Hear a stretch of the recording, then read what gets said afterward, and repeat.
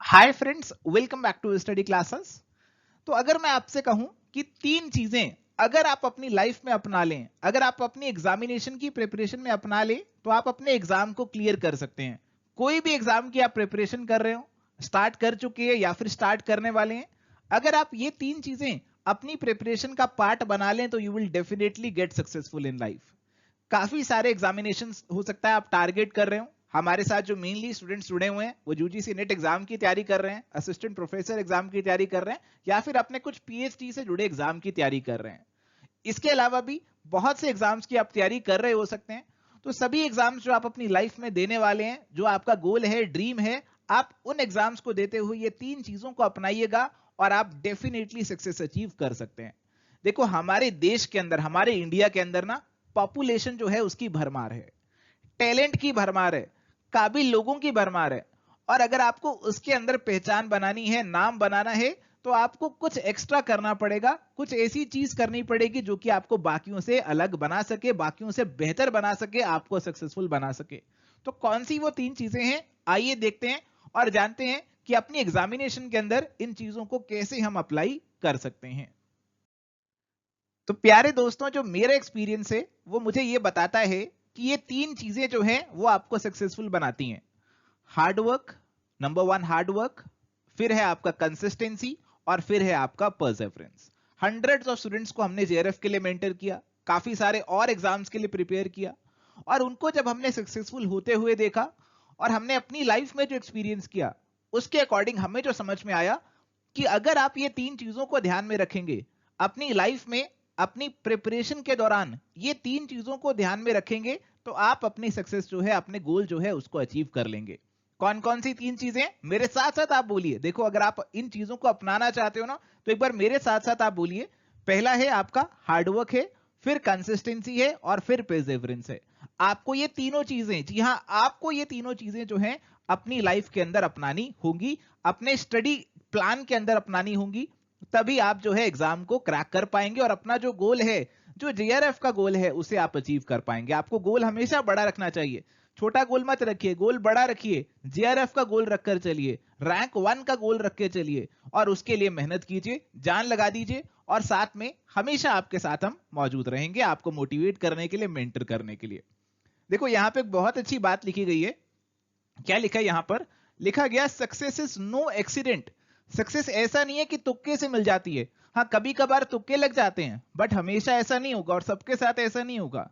Success is hard work, perseverance, learning, studying, sacrifice, बहुत से sacrifice आपको करने पड़ेंगे, and most of all love of what you are doing और learning to do. तो जो चीज आप कर रहे हैं उससे आपको प्यार करना होगा। अगर आप प्यार में पड़ जाएंगे उस चीज से, जिस चीज को आप कर रहे हैं, तो माय डियर फ्रेंड्स, आप डेफिनेटली उस चीज में सक्सेसफुल हो जाएंगे।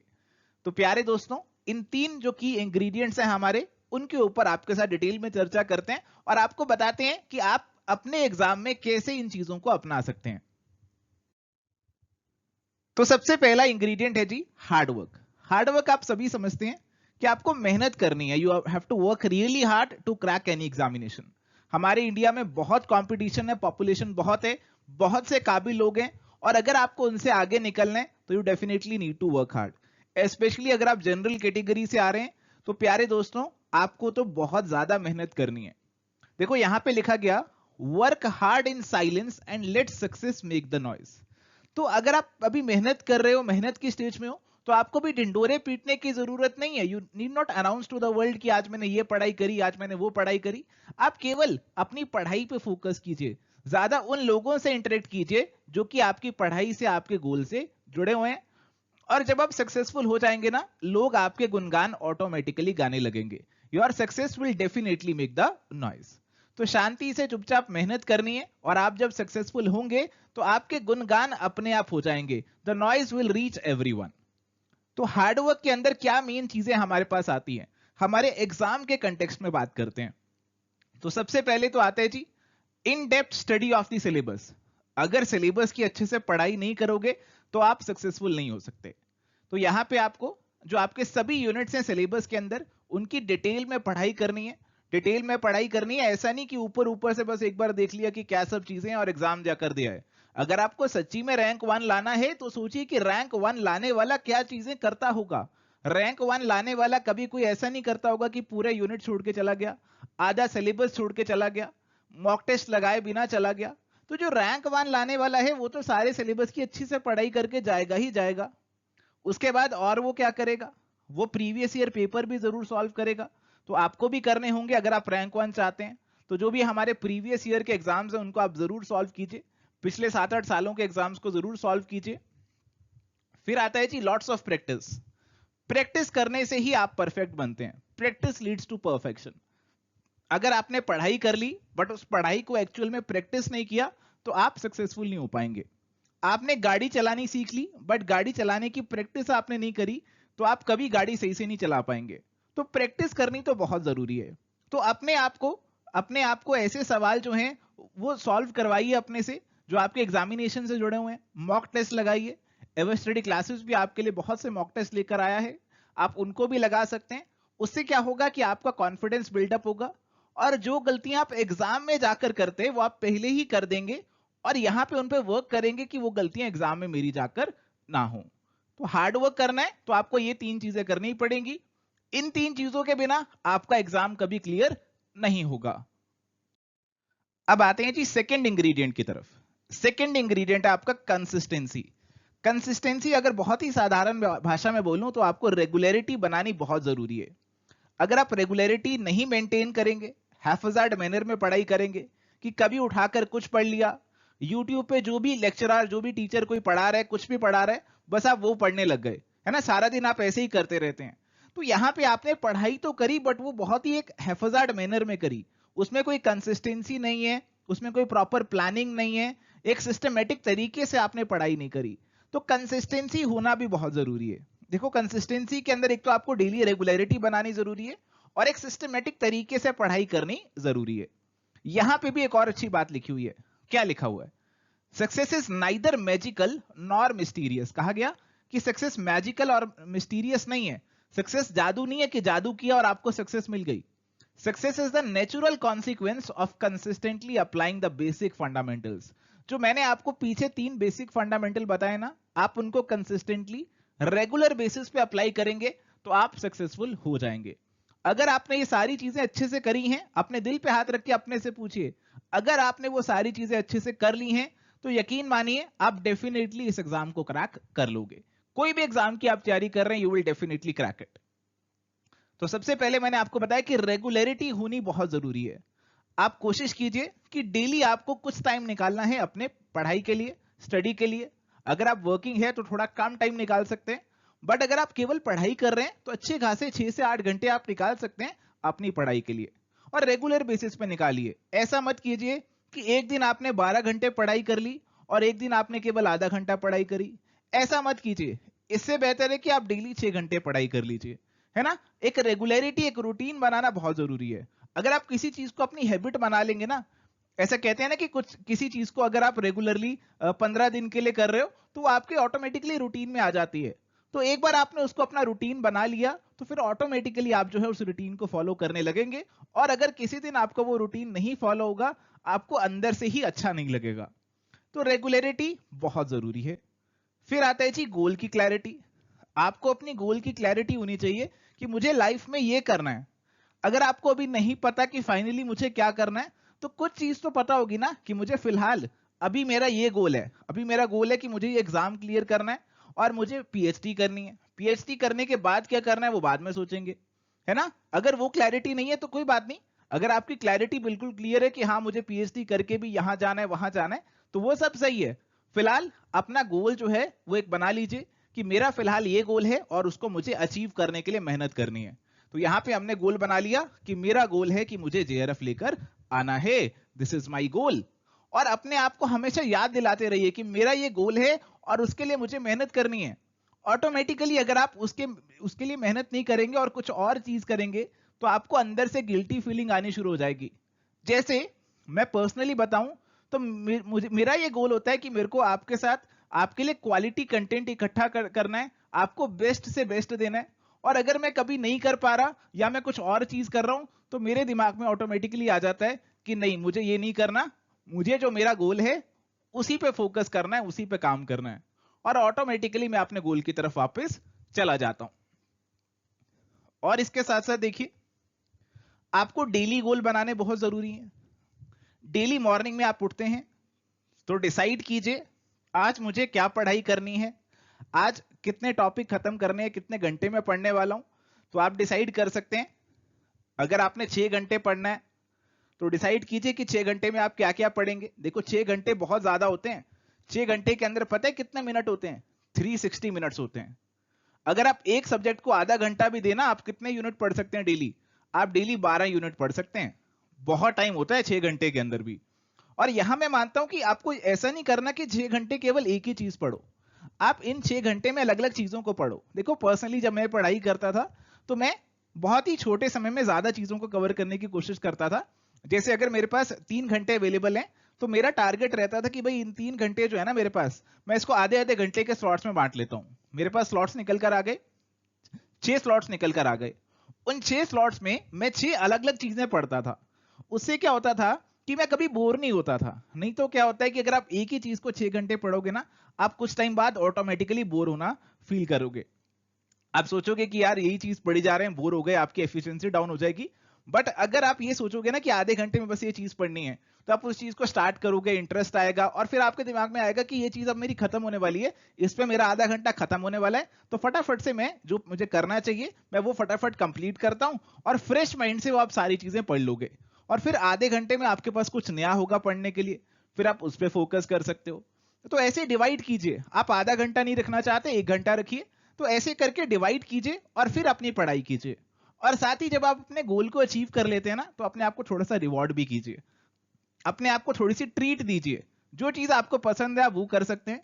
जैसे आपने अगर कुछ यूट्यूब पे कोई सीरीज देख रहे थे, कोई अमेजॉन नेटफ्लिक्स पे कोई सीरीज देख रहे थे, तो आप वो देख सकते हैं। अपने आप को ट्रीट कीजिए, है ना। आपको कोई गेम खेलना था तो आप गेम खेल सकते हैं, दोस्तों से बात करना था दोस्तों से बात कर सकते हैं, कुछ और चीज करना था वो कर सकते हैं। तो जब आपने अपना डेली का रूटीन कर लिया, डेली का काम कर लिया, आपने आज का काम तमाम कर दिया ना, उसके बाद आप टेंशन फ्री होके कुछ भी कर सकते हो। फिर आपको गिल्टी वाली फीलिंग नहीं आएगी। अगर काम किए बिना और चीजें कर रहे हो, अगर अपना ये गोल पूरा किए बिना और चीजें कर रहे हो, फिर आपको गिल्टी फीलिंग आएगी। ठीक है जी। तो ये आपके आ गए कंसिस्टेंसी वाले पॉइंट जो कि आपको ध्यान में रखने हैं। चलिए बात है हमारे थर्ड इंग्रेडिएंट पे, जो कि है परसेवरेंस। परसेवरेंस का मतलब क्या होता है? आप जानते हैं कि परसेवरेंस का क्या मतलब होता है? परसेवरेंस का मतलब देखो यहां लिखा हुआ मैंने, it is continued effort to do और achieve something despite difficulties, failure और ऑपोजिशन। हमारे सामने बहुत सी चुनौतियां आती हैं, डेली बहुत सी चुनौतियां आती हैं हमारे सामने, आपके सामने भी आती हैं, हमारे सामने भी आती हैं। आप ये मत समझिए कि सर के लिए कहना बहुत आसान है, सर को खुद थोड़ी कोई चैलेंजेस फेस करने पड़ते हैं। सर तो आराम से बैठे और बोल देते हैं और हमें करना पड़ता है। ऐसा नहीं है, आपके चैलेंजेस अलग हैं और हमारे चैलेंजेस अलग हैं। हमें भी डेली कुछ ना कुछ नई टेक्निकल चीजों से गुजरना पड़ता है। हमें भी बहुत से चैलेंजेस हैं डेली बेसिस पे जो कि हमारे सामने आते हैं, हमें उन्हें फेस करना पड़ता है और उनका सोल्यूशन निकालना पड़ता है। तो आपको भी जो चैलेंजेस हैं उनको फेस करना होगा। उनसे डर कर भाग गए तो फिर कुछ नहीं कर पाओगे। तो उनको फेस कीजिए और सोचिए कि कैसे मैं इस चैलेंज को जो है बीट कर सकता हूं, कैसे जो मेरे सामने ये चैलेंज आ चुका है कैसे मैं इसका सोल्यूशन निकाल सकता हूं। देखो जी, क्या क्या चैलेंज आपके लिए आते हैं। सबसे पहला चैलेंज आपके लिए आता है कि आपने हिम्मत करी, हिम्मत जुटाई, मैंने मोटिवेट किया, आपने हिम्मत जुटाई, आपने मॉक टेस्ट लगाया, मॉक टेस्ट लगाया और उसमें देखा नंबर कम आ गए। अब नंबर कम आ गए तो फिर बस अब नहीं पढ़ाई होगी हमसे। मॉक टेस्ट लगाने का कोई फायदा नहीं है, नंबर आते नहीं है, सर ने वैसे ही इतने मुश्किल मॉक टेस्ट बना दिए। सभी बच्चे बोलते हैं कि सर के एवरेज स्टडी के तो मॉक टेस्ट ही इतने मुश्किल होते हैं। तो बस फिर आपका वहीं पे मोटिवेशन लेवल डाउन और आपने मॉक टेस्ट ही लगाने छोड़ दिए। सबसे पहला चैलेंज ये होता है। और अगर आप ऐसा कर रहे हो ना, तो जब आप एग्जाम देने जाओगे ना, वहां पे आपको अपने आप समझ में आ जाएगा कि उस समय जब मैंने मॉक टेस्ट लगाने चाहिए था ना, लगा लेने चाहिए थे, नहीं लगाए, इसी वजह से मेरा एग्जाम में स्कोर कम बन रहा है। मैं कम से कम ये तो पहचान लेता या पहचान लेती कि मेरी मिस्टेक्स क्या हो रही थी और उन मिस्टेक्स पे वर्क तो कर लेता अगर मॉक टेस्ट लगा देता। अब मॉक टेस्ट नहीं लगाए तो मुझे पता ही नहीं चला कि मेरी क्या कमियां हैं। और फिर अब क्या होगा, अब तो एग्जाम में आपकी गलतियां होंगी। तो इसीलिए मैं कहता हूं कि एग्जाम से पहले जितनी ज्यादा गलतियां कर सकते हो ना कर लो, ताकि एग्जाम में जाकर आप गलतियां बिल्कुल भी ना करो। तो मॉक आपको देने, धीरे धीरे आप मॉक देते जाइए। जैसे जैसे आप ज्यादा से ज्यादा मॉक देंगे आप अपने आप देखेंगे कि आपका स्कोर ऑटोमेटिकली इंप्रूव होना स्टार्ट हो गया है। तो यहाँ पे चैलेंज क्या है कि एक मॉक के बाद दूसरा मॉक देना, ये चैलेंज है।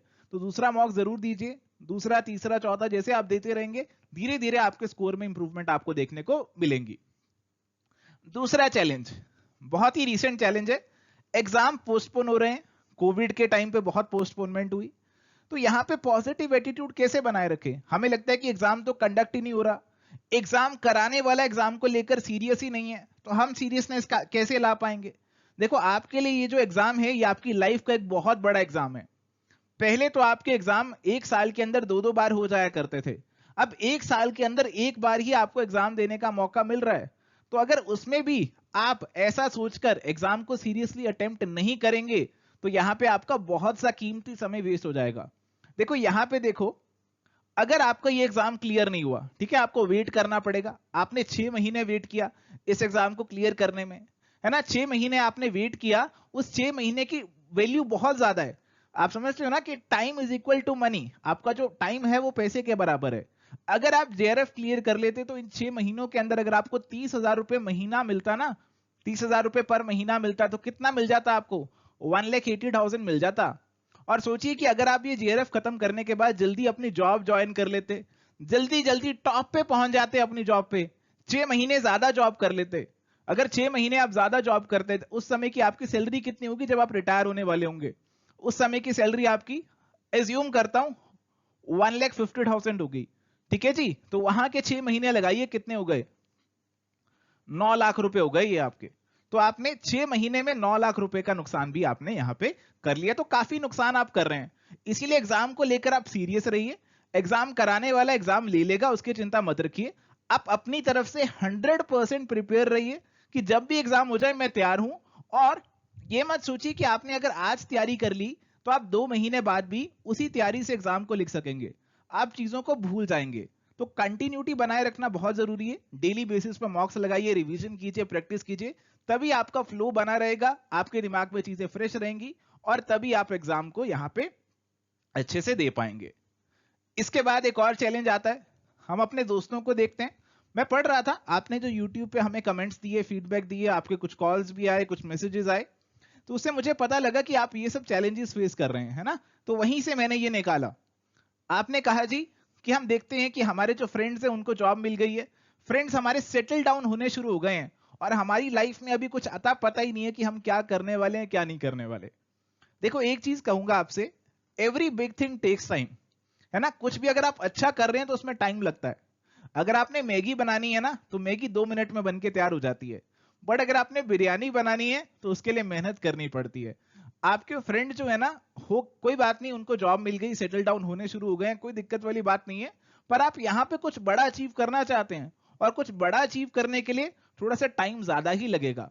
और कोशिश कीजिए कि जो टाइम आप लगा रहे हैं वो क्वालिटी टाइम लगाइए, अपना 100% एफर्ट दीजिए, ताकि बाद में आप उनसे भी ऊपर पहुंच जाएं, ठीक है जी। तो ये टेम्परेरी चीज है, कोई बात नहीं, वो पहले सेटल डाउन हो गए, बट लॉन्ग रन में आप उनसे ऊपर जाएंगे। तो मेहनत करते रहिए, पढ़ाई करते रहिए और अपने आप को पॉजिटिव रखिए। So thank you my dear friends, बस यही चीजें आज आपसे डिस्कस करनी थी। काफी समय से ये चीजें दिमाग में तो थी कि आपसे डिस्कस करेंगे, बट राइट मोमेंट नहीं मिल पा रहा था, राइट समय नहीं मिल पा रहा था कि कब ये चीजें आपके साथ डिस्कस करें, आपको बताएं। बट अब क्योंकि एग्जाम जो है एक्सटेंड हो चुका है और ये मुझे लगा कि राइट समय है कि आपको ये सारी बातें बता दी जाएं। अगर आप एग्जाम की तैयारी ऑलरेडी कर रहे हैं या फिर एग्जाम की तैयारी स्टार्ट करने वाले हैं तो इन चीजों को जरूर अपनी प्रिपरेशन में लाइए और मुझे जरूर बताइएगा कि आपको इन चीजों से फायदा हुआ कि नहीं हुआ। Thank you, bye bye, take care and all the best.